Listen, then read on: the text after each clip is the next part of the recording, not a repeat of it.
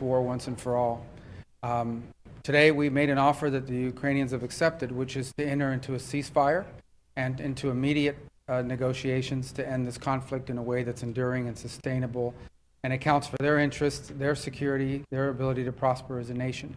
I want to personally thank, we both want to thank the Kingdom of Saudi Arabia, His Majesty, for hosting us, for making this possible. They've been instrumental in this process, and we're very grateful to them for hosting us here today. And hopefully we'll take this offer now to the Russians. And we hope that they'll say yes to peace. The ball's now in their court. And but again, the president's objective here is, number one, above everything else, he wants the war to end. And I think today Ukraine has taken a concrete step in that regard. We hope the Russians will reciprocate. Well, just to add to the Secretary's comments, the Ukrainian delegation today made something very clear, that they share President Trump's vision for peace. They share his determination to end the fighting, to end the killing, to end the tragic kind of meat grinder of people and national treasure that's happening on the front in Ukraine. Number one. Number two, they made concrete steps and concrete proposals, not only accepting our proposal for a full ceasefire, which you can see the details of which are in our joint statement that we released together, but we also got into substantive details on how this war is going to permanently end, what type of guarantees they're going to have for their long-term security and prosperity, but also really looking at what it's going to take to finally end this, the horrific fighting. The other piece that I just want to make very clear is President Trump started this diplomatic effort in the Oval Office, talking to both leaders, both President Putin and President Zelensky back to back. And now that shuttle diplomacy continues.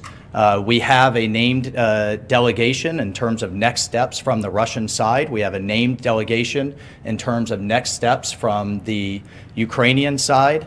I will talk to my Russian counterpart in the coming days.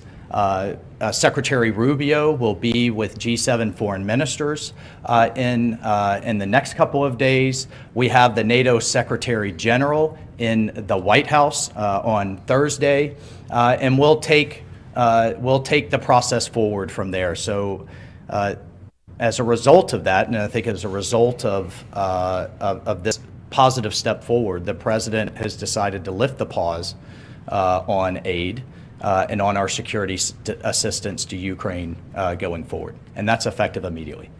All right, your colleagues have chosen 3 questioners. Let's start with Alex Marquardt of CNN. Thank you. Several questions on the ceasefire. We understood that coming into this was a Ukrainian proposal for a partial ceasefire. How did this become an American proposal for an immediate 30-day ceasefire? And to be clear, you're talking about a complete ceasefire across the front line, not just the aerial and maritime ceasefire that the Ukrainians proposed. And then finally, how do you expect to take this to the Russians? Is it Mr. Witkoff, who we understand is heading to Moscow later this week? Will he deliver that to Putin? Will it be President Trump to President Putin? Will it be you and your counterparts? How will that actually happen and when? Well, on the first point, your question is yes. That's the offer. The offer is to stop the shooting. The goal here is, the only way out to end this war is to negotiate out of it. There's no military solution to this war. The solution to this war and the way to end it and to achieve the president's objective of peace is to negotiate. But before you can negotiate, you have to stop shooting at each other. And that's what the president has wanted to see, and that's the commitment we got today from the Ukrainian side, their willingness to do that. Obviously now that'll be delivered to the Russians. It'll be delivered to them directly through multiple channels. Meaning not only will they obviously see it, but it'll be communicated to them through our diplomatic channels, through conversations and other methods, but they'll obviously be well aware. And our hope is that the Russians will say yes, that they will also agree. So the shooting will stop, the killing will stop, the dying will stop, and the talks can begin about how to end this war permanently in a way that's acceptable and enduring for both sides. Look, there's been all kinds of discussions in terms of different types of ceasefires, You know, there was the deal in terms of grain moving years ago. There's been discussion of halting aerial attacks on each other's infrastructure. The president has made it clear, and certainly made it clear to us, that all fighting needs to stop. And the Ukrainians have agreed to that proposal. They're ready for peace. And now we'll take that to the Russians and get their response. All right, next, Jennifer Jacobs, CBS. Great. Hi. Hey. Are you expecting any goodwill gestures from Russia?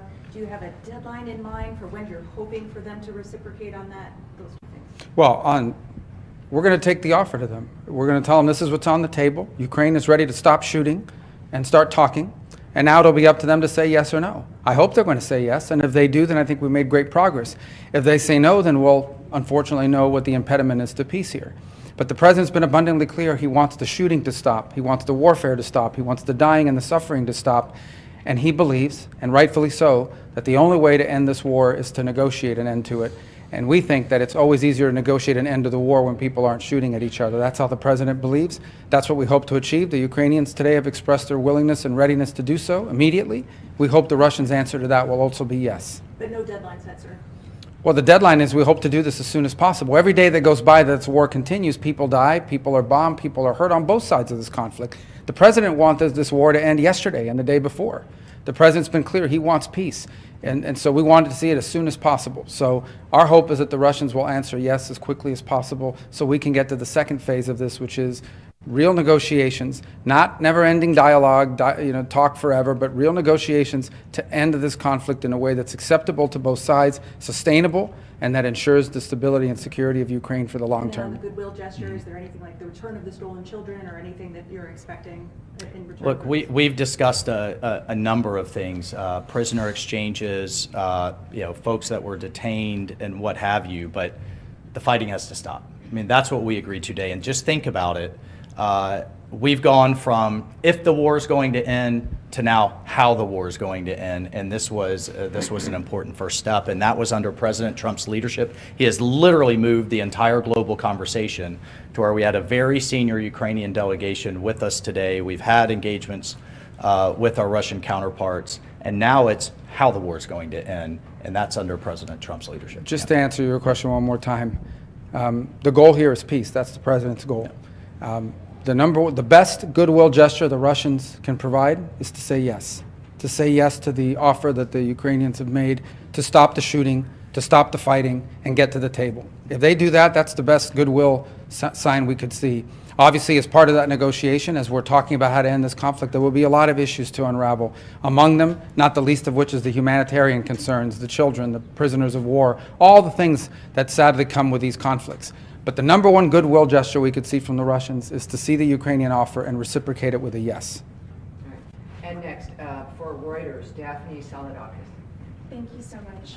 Could you clarify what security assistance will be resumed? Does this include the PDAs? And why wasn't the minerals deal signed today? What are the outstanding issues there? And if I may, is the relationship with Ukrainian President Zelensky back on track? Do you back him? Well, let me answer the second or the third. You had two, and then I'll let the security advisor talk about the defense and security assistance.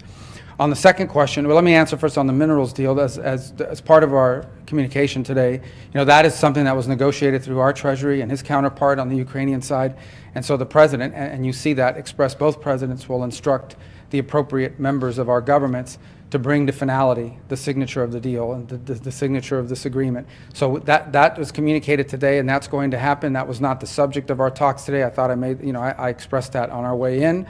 We were here in pursuit of peace. That doesn't mean the minerals deal is not very important. It most certainly is, and we expressed that today in the statements we put out jointly, that the president, our respective presidents, have instructed the appropriate members of their governments to bring this to finality and to conclusion. The second part of your question was? Does the security assistance include the... No, there was one after that. And the Zelensky relationship There we go. back on track? Yeah. What's back on track here, hopefully, is peace. That's what matters the most. I know everyone's looking for who likes, this is serious stuff, okay? This is not Mean Girls. This is not some episode of some television show. This is very serious. Today, people will die in this war. They died yesterday, and sadly, unless there's a ceasefire tonight, they'll die tomorrow. The president wants that to stop. That's what he's interested in here. That's why we came here. That's why we're grateful for the Kingdom of Saudi Arabia hosting us here. And what we leave here with today is a commitment that the Ukrainians are ready to stop fighting. They're ready to stop the shooting so that they can get to the table and bring about peace for their country and for the world on the security. Well, I mean, I just can't echo enough. President Trump's president of peace. That's what he's demanding, and he's willing to take tough measures on all sides to drive that home. And in terms of the security assistance, it's the current Presidential Drawdown Authority. I'll refer to the Defense Department on the eaches of what munition was where in the process, but it's the current PDA that will proceed to the Ukrainians. All right, everyone, thank you. Thank you. Thank you very much. Thank you. Thanks for Effective your immediately. patience and. Yeah. Yeah, thanks for your patience. Yeah. You guys are all. So long.